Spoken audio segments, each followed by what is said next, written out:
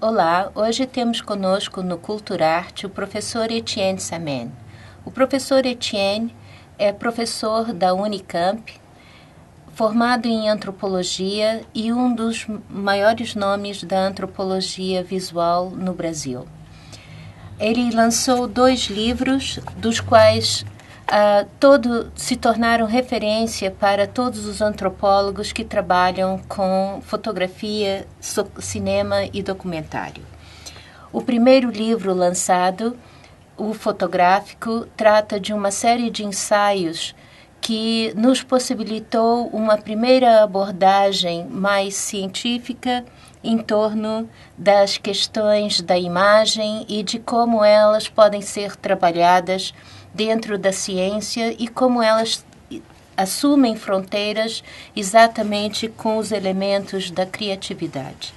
O segundo livro, e mais recente, publicado ainda este ano, O que dizem as imagens, torna-se como pensam as imagens, não é o que dizem as imagens, como pensam as imagens. É um livro que se tornou ou que irá se tornar, de fato, uma provocação no sentido em que vai nos colocar as imagens frente aos elementos da memória, da criatividade, da ciência e como essas fronteiras se aproximam e se alargam. Professor Etienne, é um grande prazer tê-los conosco e eu teria que começar por perguntar como foi essa sua aproximação de uma antropologia clássica voltada para a pesquisa, inclusive com sociedades indígenas, para um campo de vanguarda que, na realidade, se transforma a antropologia visual ainda hoje. Obrigado, Regina, primeiro pelos convites que você me faz. Para responder adequadamente, espero, à sua pergunta, diria que, partindo efetivamente de uma antropologia clássica no Museu Nacional do Rio de Janeiro, teve essa sorte, uma dupla, a meu ver, que vão me lançar para outros destinos. A primeira de ter, como você disse, participado e vivido meses inteiros no meio de 2 tribos indígenas brasileiras e tribos precisamente agrafas, e ter tido a oportunidade no meio deles de trabalhar a questão de dos mitos tupi dessas 2 tribos. E os mitos, não vou cessar de lembrar que são para essa sociedade semi-escrita, sociedades agrafas, são iguais a nossas constituições, quer dizer, os elementos básicos do funcionamento de uma sociedade e de sua cultura. Bom, esses mitos que nós temos sempre uma ideia um pouco estranha, que são coisas, pequenas histórias estranhas, como bichos, etc., são efetivamente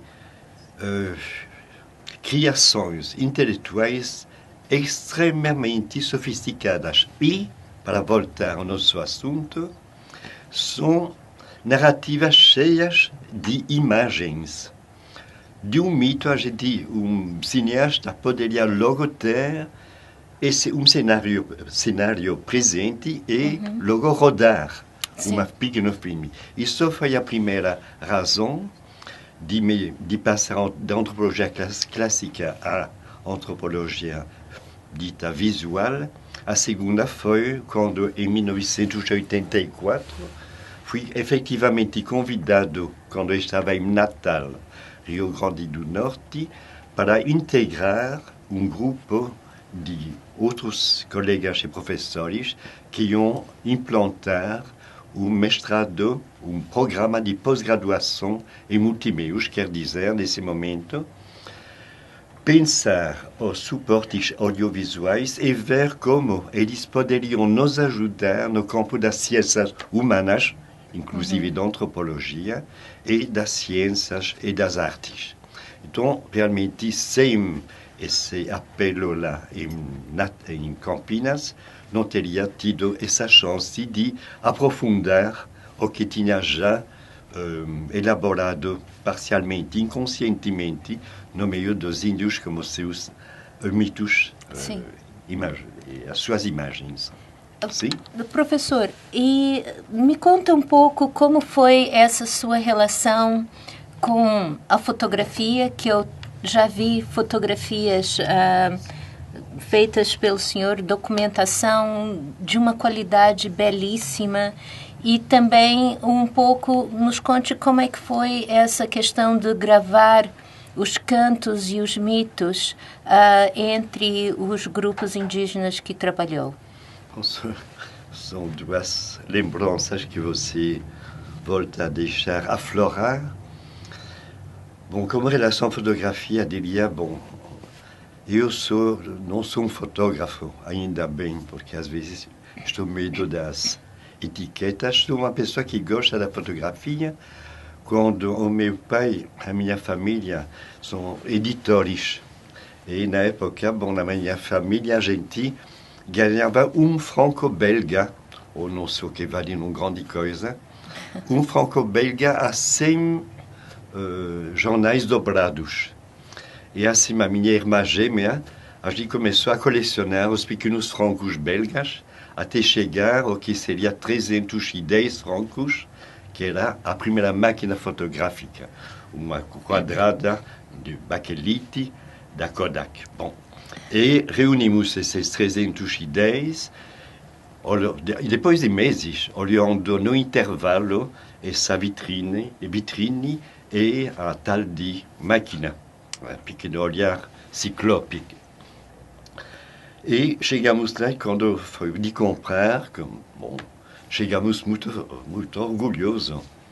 E apenas que não tínhamos pensado que precisamos de um estojo. E o estojo era quase a metade do preço. Bom, só para dizer que tenho um grande desejo e sempre gostei da fotografia, que para mim se trata de um hobby. Um hobby que me valeu, aliás, indo no meio dos índios, não querendo fazer fotografias, trabalhava nos mitos, fiz algumas, e depois essas fotografias, bom, tiveram um certo sucesso, bom, porque talvez elas levam uma certa ternura humana. A gente sente que a gente se aproximou dessas pessoas como uma reciprocidade. E lá que essas fotografias foram também razão para que o reitor da Unicamp me convidasse, se diz, para descer de Natal para Campinas, onde estou lá desde 84. Bom, isso para dizer a minha pequena história da fotografia nesse contexto do programa em multimeios. Não podia abordar todos os suportes de comunicação visual e disse, vou me deter sobre tentar aprofundar, e comecei a tentar entender um pouco melhor o que seria a singularidade do fenômeno fotográfico com relação a outras expressões imagéticas, vídeo, cinema, etc. E bom, passei a ver os grandes autores, bom, Dubois, Barthes, Suzanne Sontag, os brasileiros, etc.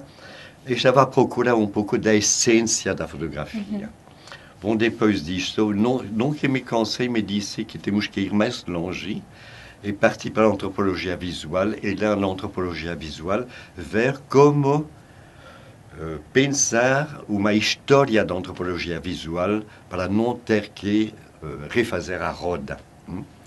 Diga. Professor, nós vamos voltar no próximo bloco e vamos continuar com esse relato que é fascinante. Tá. Obrigada. Obrigado, até já.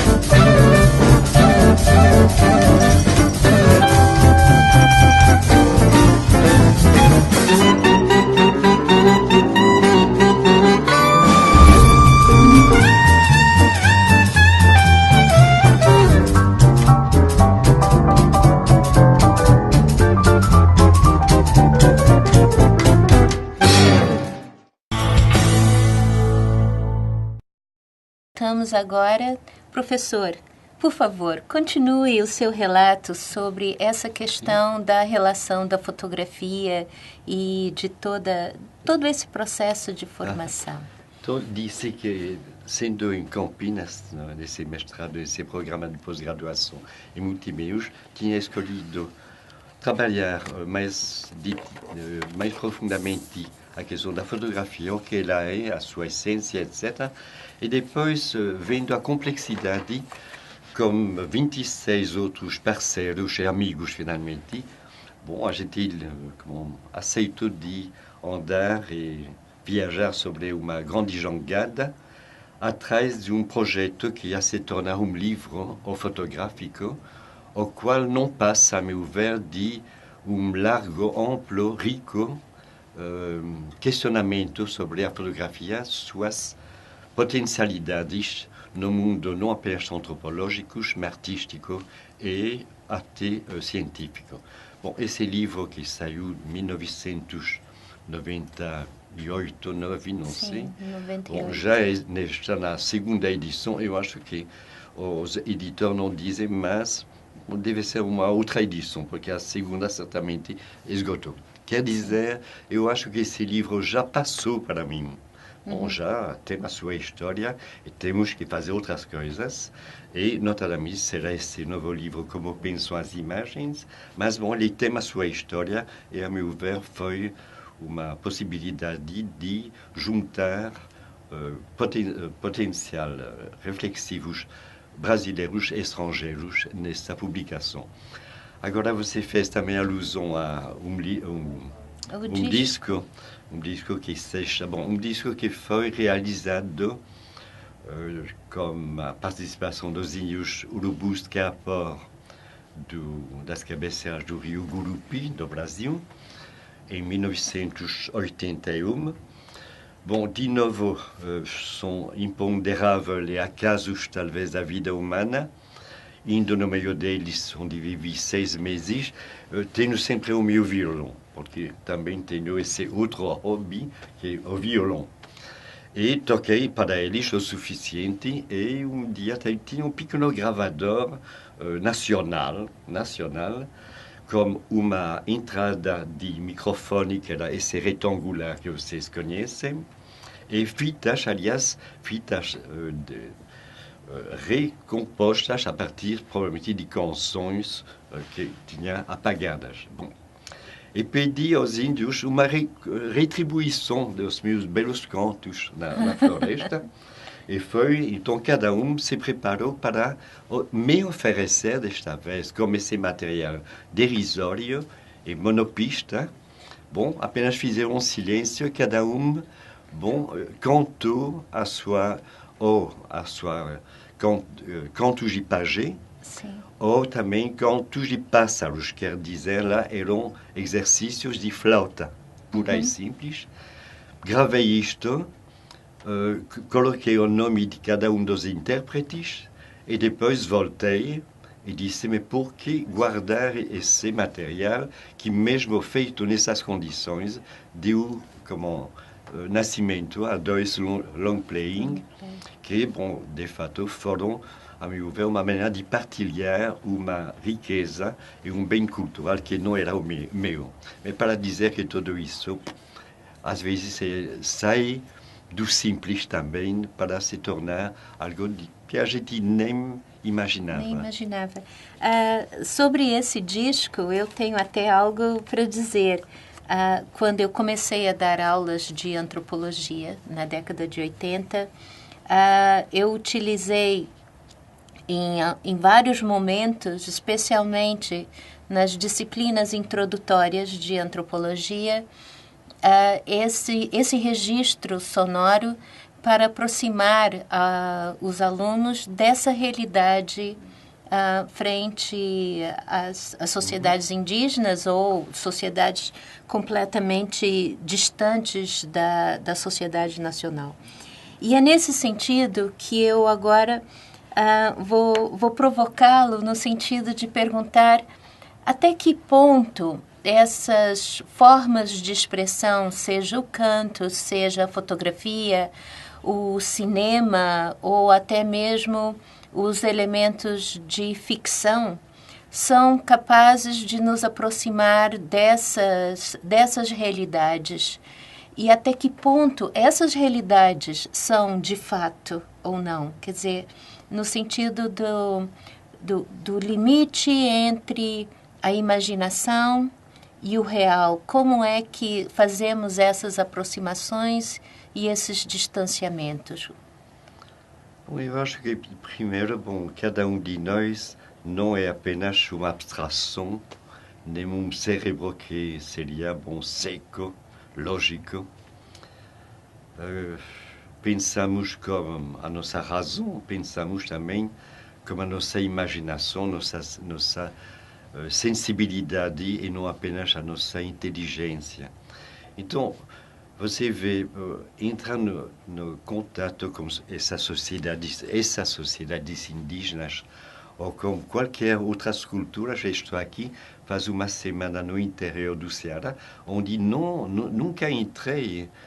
Faz 40 anos que estou aqui no Brasil, conheço muito bem boa parte do Brasil, Fortaleza, etc., mas nunca tinha tido esse privilégio. Eu posso dizer para mim o privilégio de conhecer, bom, de me aproximar, de me interiorizar essa realidade do sertão brasileiro e de tudo que consegui em poucas horas começar a descobrir. Bom, o que me tocou em tudo isso não são os livros que li sobre isso, são a maneira como que o pessoal sabe te receber, você e as outras pessoas. O que vi aqui, bom, que seja na Serra ou aqui na universidade, ou no andar pela cidade, ou nessa manifestação de vaqueiros, essa corrida que fizemos a fazenda de São Lourenço. Bom, são coisas que são extremamente concretas, bom, perceptivas. Sim. E que fazem, de fato, para mim, a existência humana. Então, quando a gente fala dos índios, podemos falar de nossa sociedade também. É uma questão de disposição da pessoa humana de, bom, não ficar apenas pensando na abstração, mas pensando como, não vou dizer o seu coração, mas a sua interesse, a totalidade do ser humano. Não sei se é para responder, mas eu acho que a vida é mais simples e nós complicamos essa vida através de falso pensamento, eu acho. Obrigada por uma resposta brilhante a uma questão que parecia muito complexa e a tornou-a simples. Nós vamos voltar no próximo bloco com mais perguntas. Até já.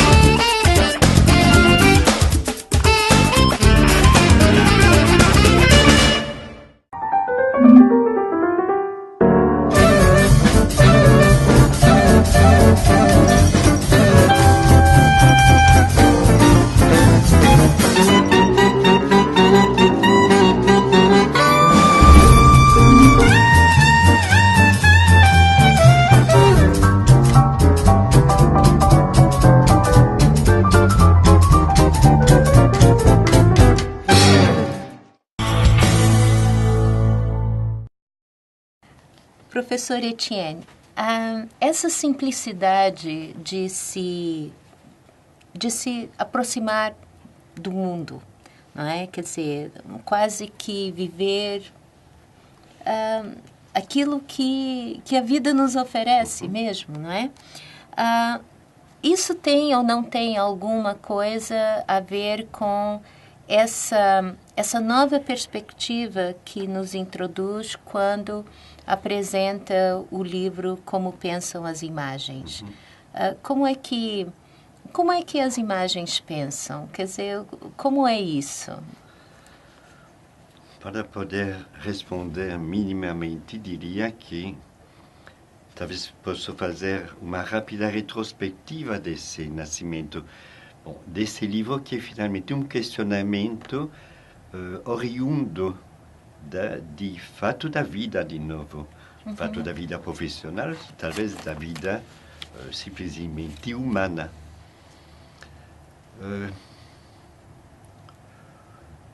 Penso que primeiro fiz um salto, como disse, da antropologia clássica à antropologia visual, fotográfica no meu caso, e depois fazendo uma história da antropologia visual, uma história concreta.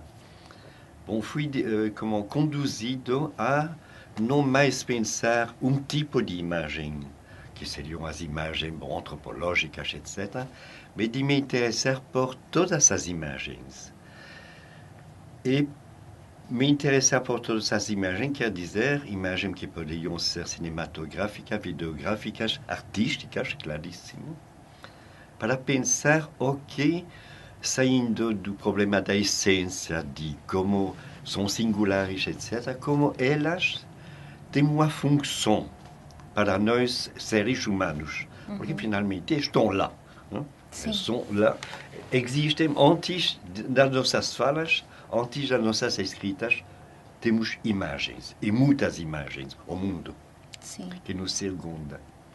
Então, retomar uma questão mais profunda do que saber a singularidade e a complementaridade entre suportes audiovisuais e dizer, tem imagens, quais seriam as funções, as funcionalidades também dela, de todas.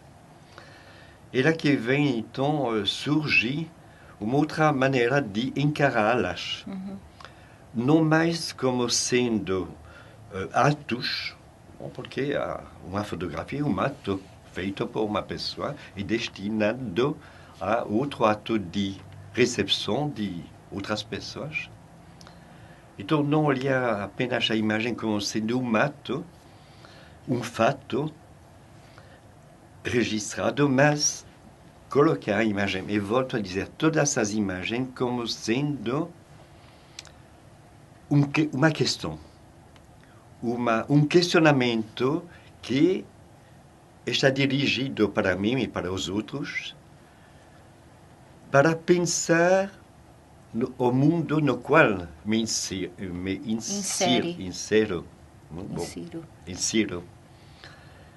E, em função dela, pensar como dar a minha contribuição nova ao mundo que tem o desejo de ser outro, às vezes.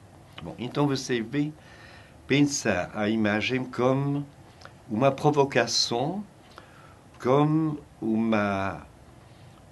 um caminho para tomar posição com essas imagens no mundo no qual vivemos e no qual, firmamos nosso próprio destino e dos nossos os entes próximos de nós. Sim.